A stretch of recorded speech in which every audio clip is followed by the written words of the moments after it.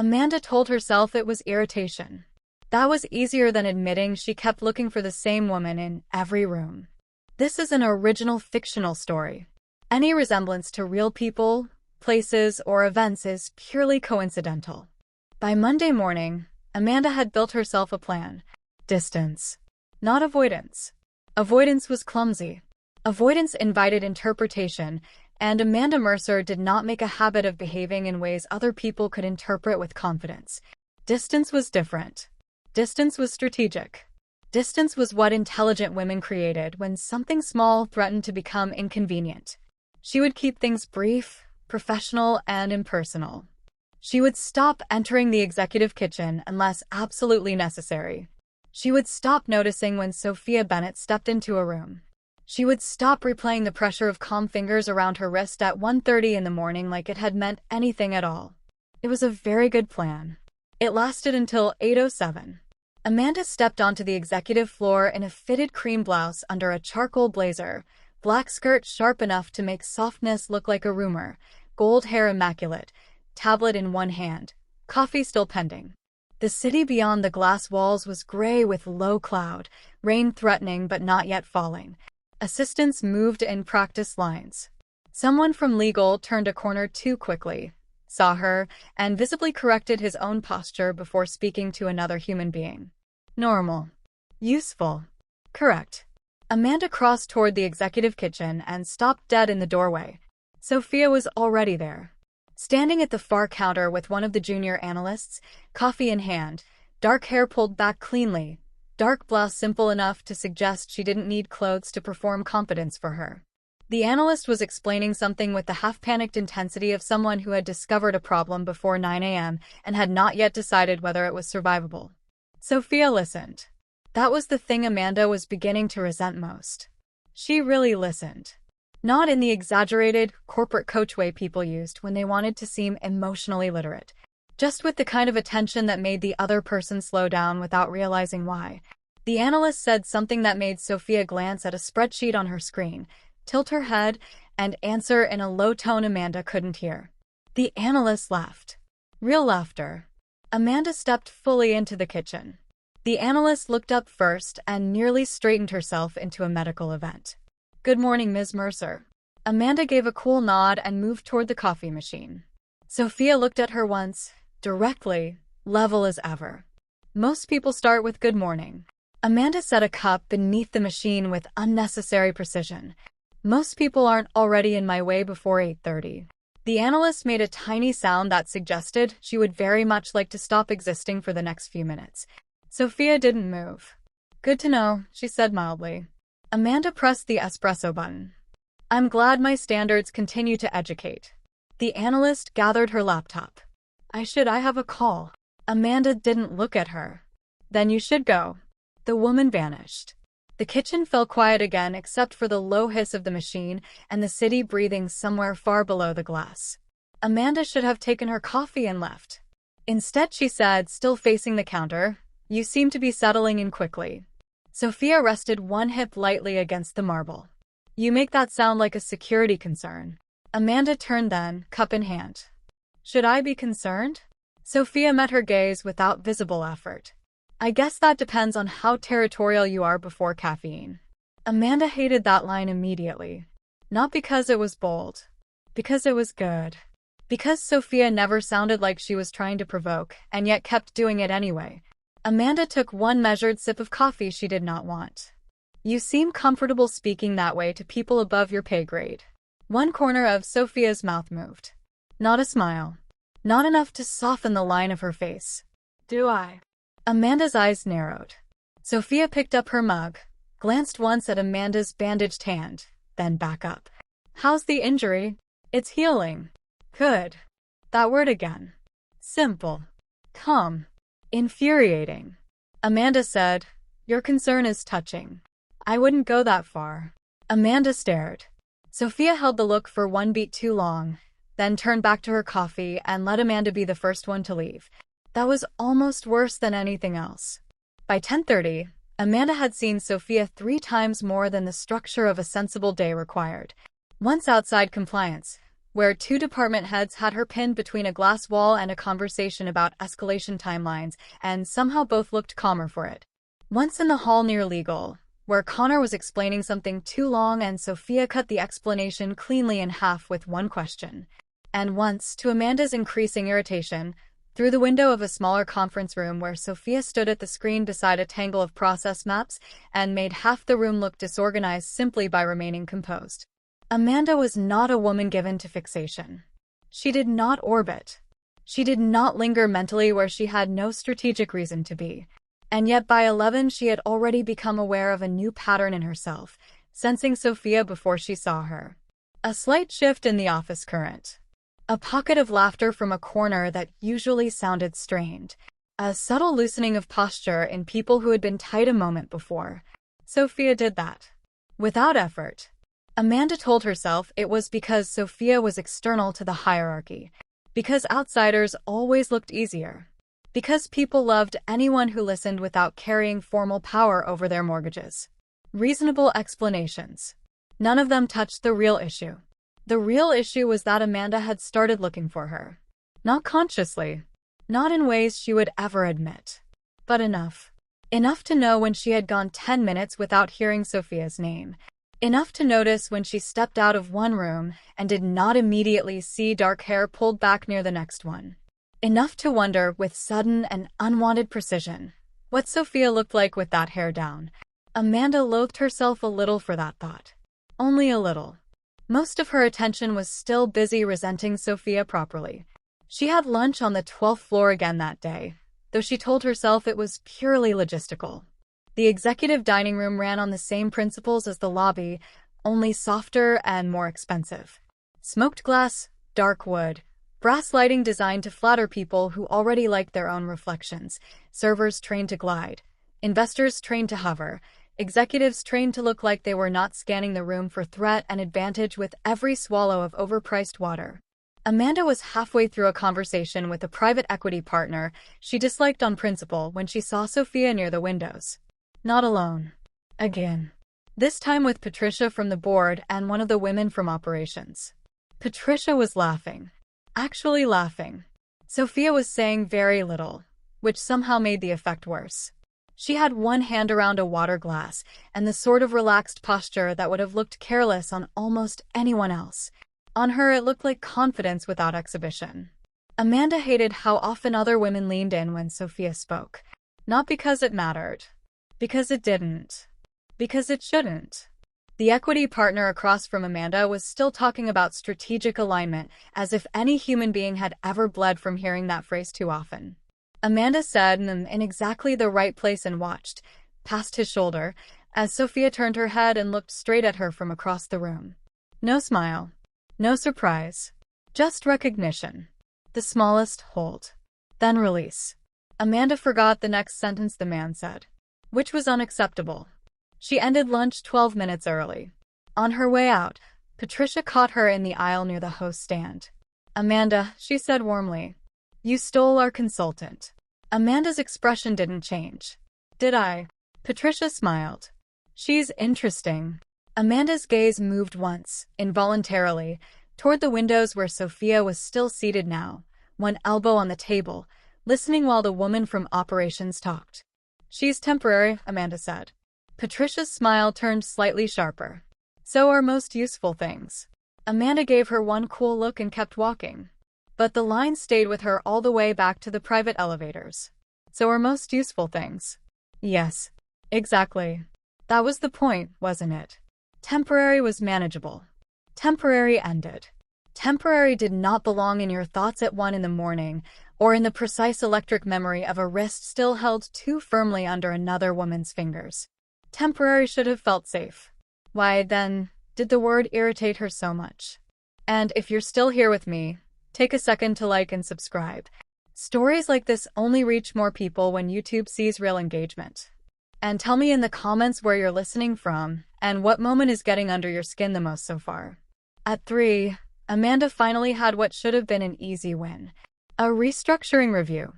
Finance unprepared. Operations defensive. Legal too wordy.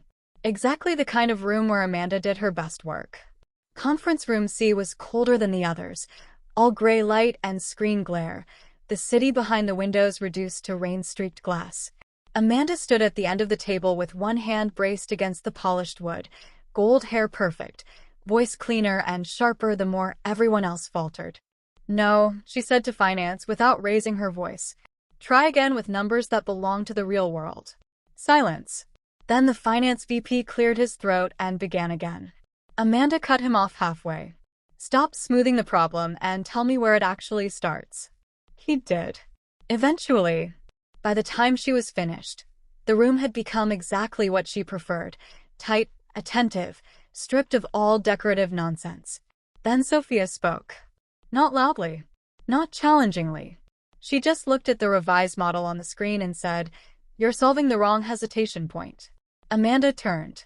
The room tightened a second time. "Am I?" Sofia stood near the wall screen in a dark blazer, tablet in one hand. "Yes." Feet. Then, because Sofia apparently had no interest in living a long, easy life, she added, "This model assumes the delay begins with bad judgment in the middle layer." It doesn't. It begins higher up, where everyone waits too long trying to predict the top before they make a move. No one in the room breathed. Amanda felt the words like a clean blade laid against something already under pressure. Not because they were rude. Because they were too close to accurate. Her expression remained cool. "And your preferred interpretation?" Sofia met her gaze. "That the company's very efficient at executing certainty and not very efficient at surviving ambiguity." Amanda folded her arms slowly. Most people hearing the silence that followed would have called it tension. That wasn't right. It was focus. The kind Amanda used when deciding whether something in front of her deserved destruction or respect. Finally she said, "Then we train for ambiguity." Sofia nodded once. That would help. Amanda should have been annoyed by the lack of visible deference. Instead, she found herself watching the line of Sofia's mouth when she spoke, the steadiness in her eyes, the total absence of performance. They finished the meeting in 22 more minutes. As people filed out, Amanda remained by the table, pretending to review notes she had already memorized. Sofia gathered her tablet from the side console. Amanda said, without looking up, "You enjoy disagreeing with me in public." Sofia paused. "Only when I'm useful." Amanda lifted her eyes then. Rainlight touched the edge of Sofia's face, softening nothing important. Amanda said, "That sounds like an excuse." Sofia's gaze stayed level. "It's a job description." Amanda should have ended it there. Instead she asked, "Do you always answer that way?" Sofia considered her for one dangerous beat. "Do you always ask questions you don't want answered?" That landed lower than it should have. Amanda's mouth curved without warmth. "Careful." Sofia did not flinch. "Should I be worried?" she asked. "Or is this just your personality?" There it was again. That line of dry humor beneath confidence. That refusal to treat Amanda like weather. Amanda felt the live wire under her skin spark once more. "Go do your job, Ms. Bennett." Sofia's mouth moved almost imperceptibly. "Trying," she said, and walked out. Amanda remained where she was, staring at the rain on the glass and feeling irritated by the exact wrong things. That Sofia had challenged her so cleanly, that she'd been right enough to matter. And that Amanda was no longer entirely certain which part of that unsettled her most. She worked late on purpose. Going home too early had begun to feel like admitting the day had not won. Her office at 718 was a glass box of blue-black city and immaculate order. Her blazer was off. One cuff undone. A legal memo open on the desk and utterly unreadable for reasons that had very little to do with law. At 7:26, her assistant knocked softly and stepped in. "One thing before I go." Amanda looked up. "There's a team dinner tonight for the audit group," her assistant said. A few people invited Sofia since she helped clean up that reporting mess. Amanda's expression did not change. "Did they?" Her assistant blinked. "Yes." Amanda set down her pen. "And why is that information useful to me?" A pause. "It probably isn't." "Good." Her assistant nodded too quickly. "Then I'll good night." The door shut. Amanda stared at it for 3 seconds. Then she stood, crossed to the windows, and looked down at the city as if Manhattan itself might explain why the thought of Sofia at a casual team dinner with people laughing too easily around her made something hot and sharp rise in her chest. Ridiculous. Absurd. Unprofessional. Also impossible to ignore.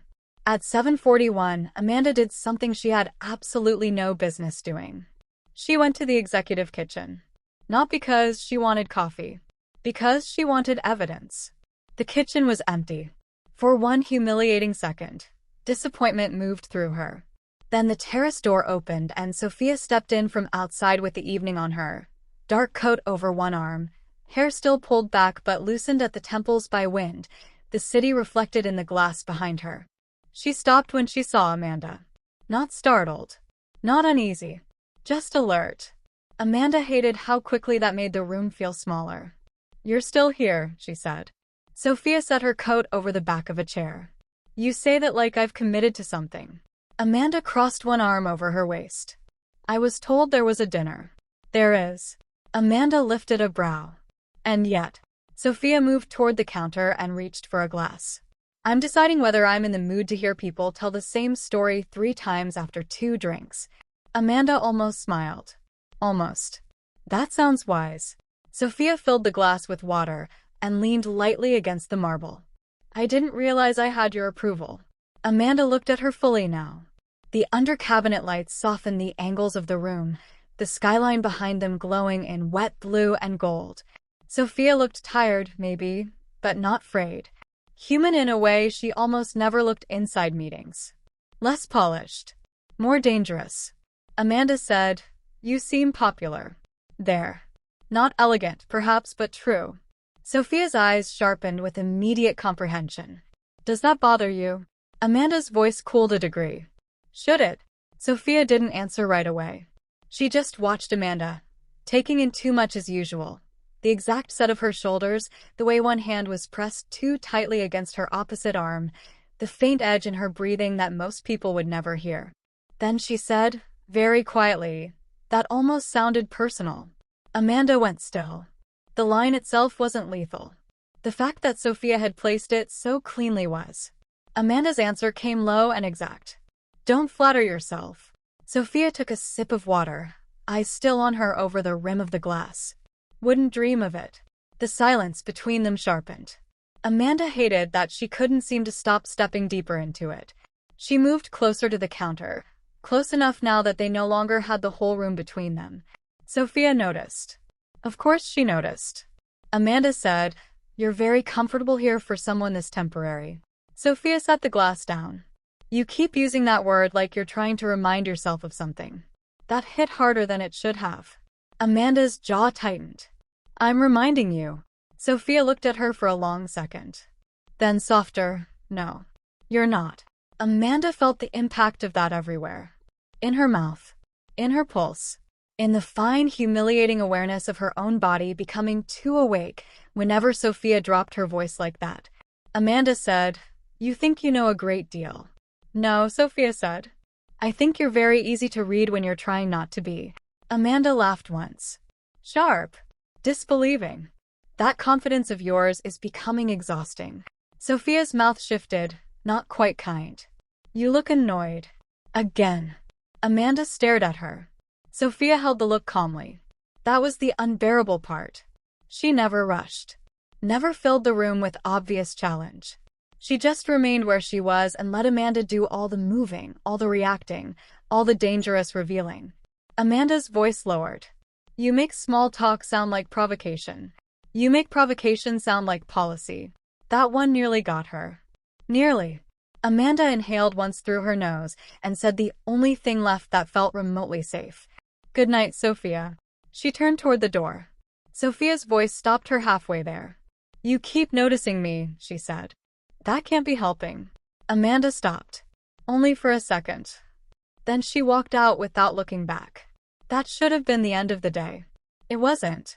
By habit more than intention, Amanda went up to her office instead of down to the car waiting for her. She stood in the darkened glass of her own reflection and tried to finish 2 emails that should have taken 4 minutes and instead took 15. At 8:12, she gave up.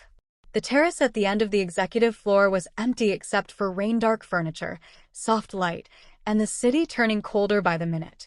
Amanda stepped outside for air and immediately saw Sofia already there, one hand on the railing, looking down over the river of lights below. Of course she was. For one absurd moment, Amanda considered retreating. Instead, she crossed the terrace. Sofia turned at the sound of her heels. Neither of them spoke at first. The city did enough of that for both of them. Sirens in the distance, traffic below, the faint hiss of rain on faraway streets. Amanda stopped a few feet away. "You have a talent for being exactly where I don't want you to be." Sofia looked back out over the skyline. "That sounds less like strategy and more like very bad luck." Amanda should have laughed that off. Instead, she said, "Do you always answer everything like this?" Sofia glanced over. "Like what?" "Like you're not aware of what you're doing." Sofia grew quieter then. More focused. The kind of quiet that made Amanda's skin feel too tight. "What do you think I'm doing?" Amanda turned toward her fully. "That's the question, isn't it?" Sofia watched her in silence. Wind lifted one loose strand of Amanda's hair and pressed cool against the heat rising under her skin. Finally, Sofia said, "I think you're trying very hard to turn this into irritation." Amanda's mouth thinned. "This?" Sofia stepped away from the railing and faced her now. "You're angry too fast. You watch too closely. You talk to me like I've personally offended your sense of order." Amanda went still. The city seemed to sharpen around them. "And your professional assessment," she said quietly, "is what?" Sofia held her gaze for one long, impossible beat. "That you're not actually angry at me." Amanda's breath stalled. No one in the office had ever spoken to her like this. Not and remained standing. "What exactly," Amanda asked, voice low as glass, "would you suggest I'm angry at?" Sofia's expression didn't soften. "Not at all.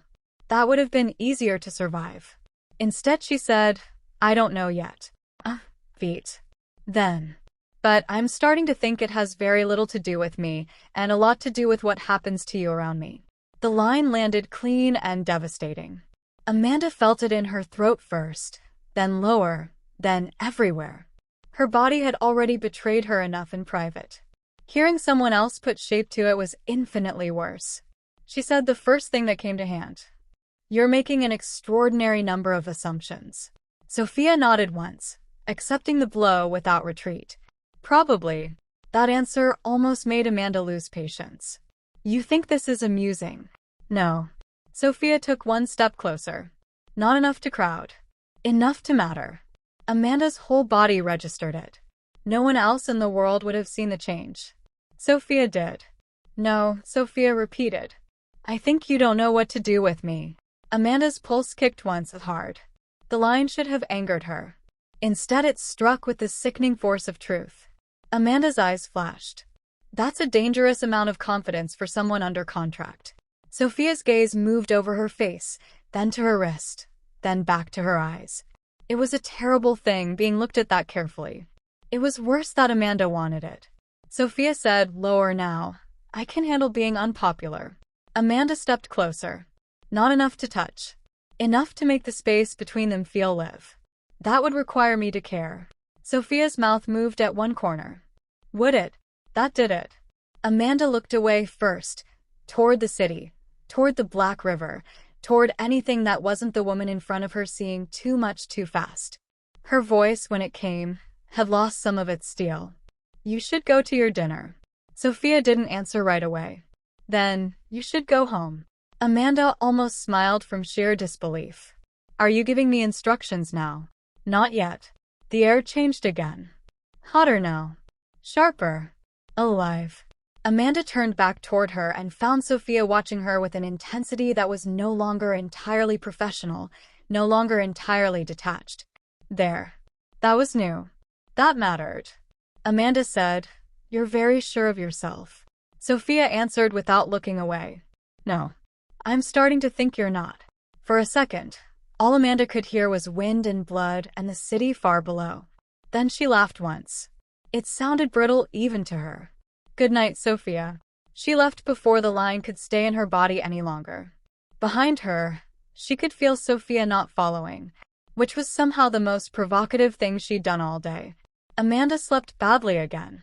But now the problem had shape. Not certainty. Not language she was willing to use. But shape. She knew what it was not. Not simple irritation. Not professional friction. Not ego alone. It was something worse because it made her feel less like herself and more like someone she might have been if life had taught her different lessons. Amanda lay awake in the dark with one arm across her waist and the city glow faint beyond the glass. She thought of the lobby, the lunchroom, the terrace, the exact moment Sofia had stepped closer and not touched her. She thought of how carefully Sofia moved, how little she said, how much she somehow managed to communicate anyway. And beneath all of that, like a second pulse running under the first, she thought of her own body, too honest, too fast, answering every time. By morning, she knew one thing with humiliating clarity. Sofia Bennett was no longer merely in the building. She was under Amanda's skin. If this episode pulled you in, like the video and subscribe so YouTube keeps pushing stories like this. And in the comments, tell me where you're listening from and what moment stayed with you the most.